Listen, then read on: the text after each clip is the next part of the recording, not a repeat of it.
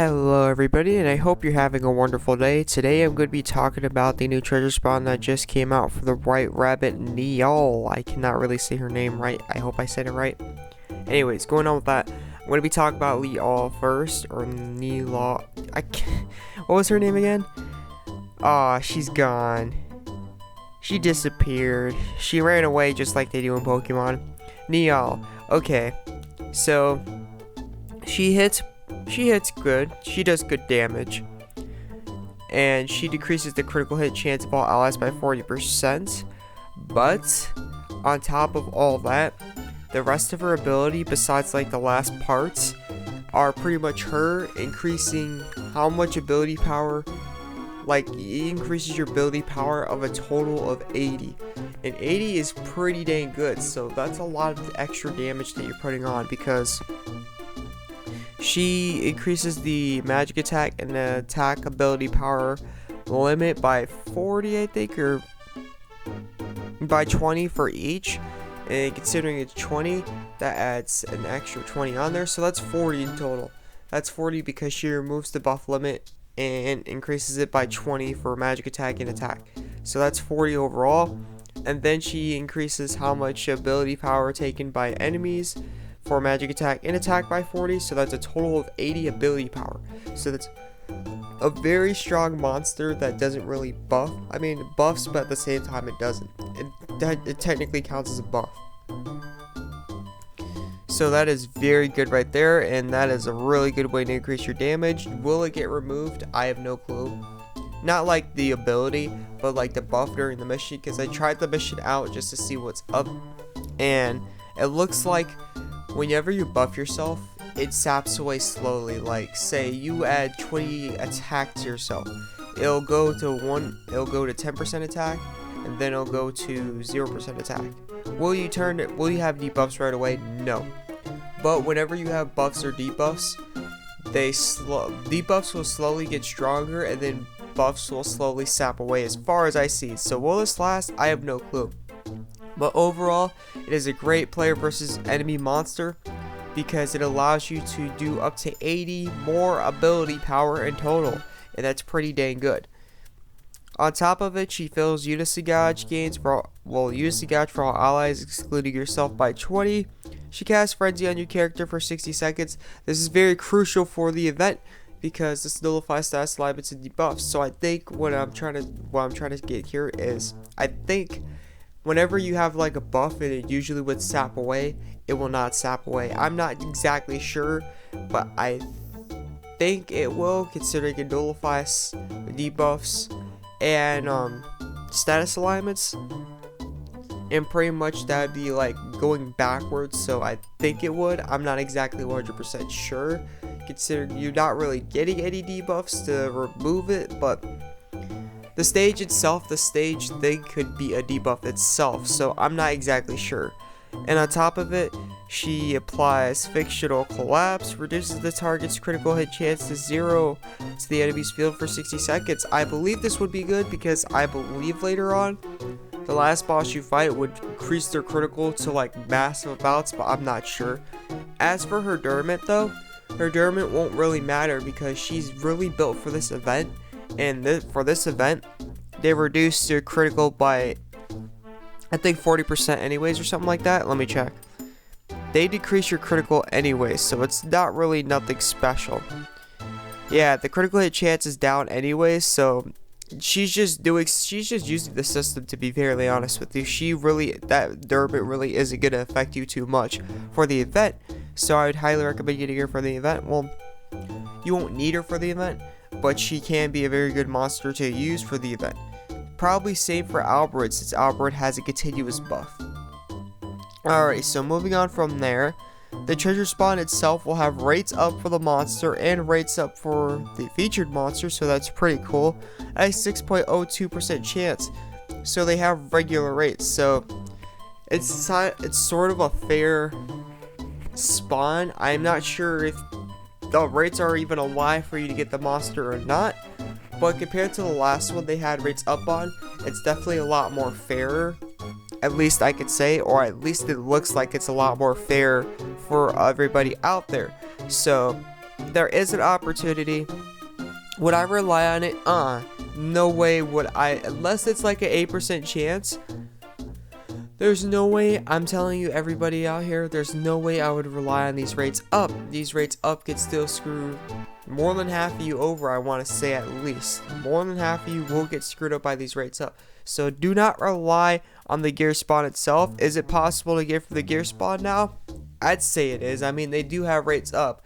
And rates up meaning even if it's a small, they have a higher chance of it spawning than everything else. So the gear itself, or not the gear, but the monsters themselves are going to stand out in a spawn over everything else. So it is very possible to get it through the gear spawn at least now, considering they have rates up and the regular rates. And they have regular rates for the spawn at a 6.02% chance. But overall, I'm not going to say it's 100% possible. On top of it, they have the summoning scroll you could get, or the medals at 700, a total of 1,400, I believe, medals you can obtain through the chest. 1,300, my bad. 1,300 medals, 1,400, somewhere near there, and 52,200 per each spot. So they offer a regular amount of medals. Nothing special about that. It costs 24 or higher SSR gear. I wish they would switch that to cost 26 or higher SSR gear, because honestly, even 30 would cost are kind of getting out of date. So, well, not even then. Like 32 would be nice, because they have 35 armors and then 34 weapons. So it's sort of out of date when they say they're going to give you a cost 24 or higher, because honestly, that's not going to be as helpful. That being said, though, they do have 6 chests, and then the medals.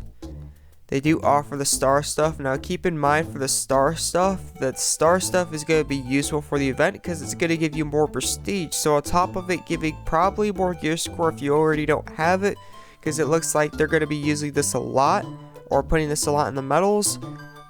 They offer prestige boosts as well by 20, and they offer a bonus card on top of it.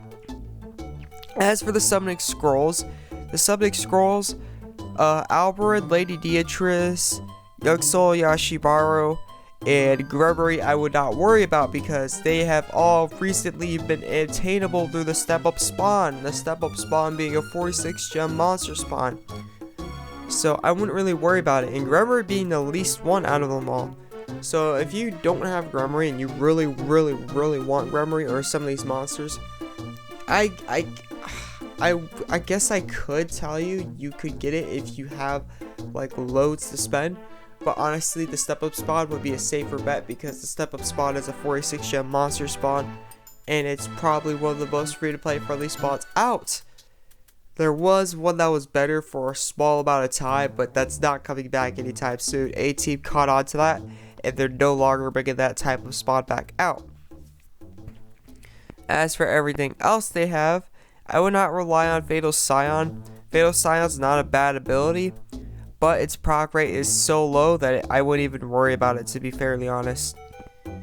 And then you got the One Wing stuff. I would recommend this for cosmetics. If anything, unless you're new to this game and you don't even have 32 cost armor, then I would grab this. It will become 32 cost when you reforge it to UR. It will go up by each and every gear piece you get, whether it's monsters or weapons, whatever you get. It will go up by 5 costs when you reforge it. The higher the cost, the more stats you will get from the stuff itself. So keep that in mind. Overall though, I wouldn't worry about this unless you're like a starter. Then it can help out. If you have like 1,800 medals, you can't go to 1,900 perhaps, and some reason you did this spawn, then I say yes, you could grab it if you're new to this game. As for the assassin stuff, I would stay away from the assassin stuff. The assassin stuff is pretty dang out to date, so I would not worry about the assassin stuff at all. In fact, I think they have the crystal stuff. The crystal stuff has what the assassin stuff has.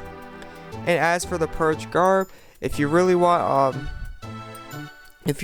damage down, they do have the red dragon stuff. Red dragon being the better version. They do have in the medals.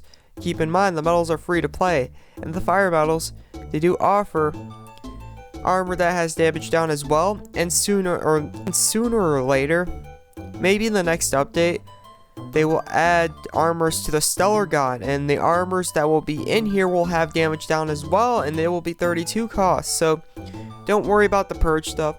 It's definitely not worth your time worrying about or wasting it on. It's going to be pretty out to date, and it's not going to be useful anymore.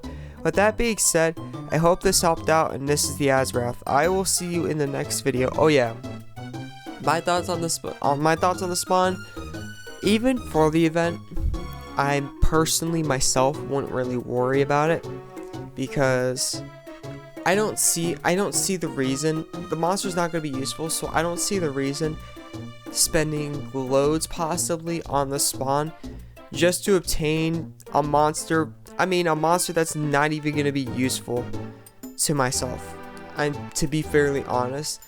But possibly getting like Grummery would be very helpful. So if I had the gems and all that stuff, or if I saved up enough, maybe I might get Grummery, maybe I might not. I don't really like spending awfully too much in this game, I'm not even gonna lie. I do spend occasionally, and I do spend them when I really want something, but overall I usually don't want a lot, so I'm fine with what I have. With that being said, I'll see you in the next video. This is the AzureWrath, and I hope this helped. I'm out. Peace.